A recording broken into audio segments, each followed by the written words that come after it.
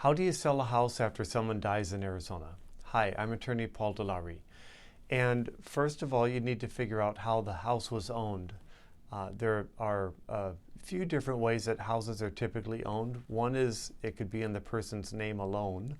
And in that case, then depending on the value, there may or may not have to be a probate. It's really best to just check with a probate attorney. Like me, I could help you, but any probate attorney can help you figure that out. And if the house was in joint tenancy with another owner and the other owner is still alive, then that owner owns the house.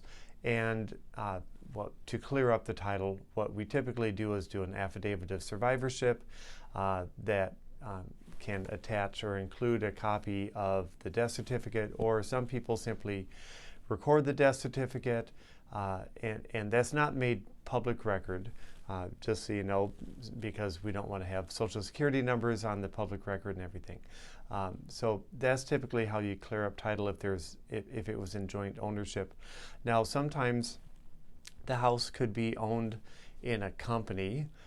Maybe it was a rental property or something like that. Well, that's a little bit more complicated. You need to figure out how the company was owned. Hopefully there are some documents, like if it was an LLC, maybe there's an operating agreement. A lot of times, however, people who own rental houses just form up the LLC on the government website and don't do some of the little details, like having operating agreements that would clarify who owns the property after, afterwards, after the current owner dies, or after the one owner dies. There's also something in Arizona called a beneficiary deed. That might be something that might be relevant. See if there was a beneficiary deed recorded on the property. And in that case, then the owners are the people listed on the beneficiary deed. And then now, if it's one person, that's fine. If it's multiple people, that can be challenging. So in any event, there might be other scenarios too. We've run across all kinds of different situations. So those are some of the basic situations.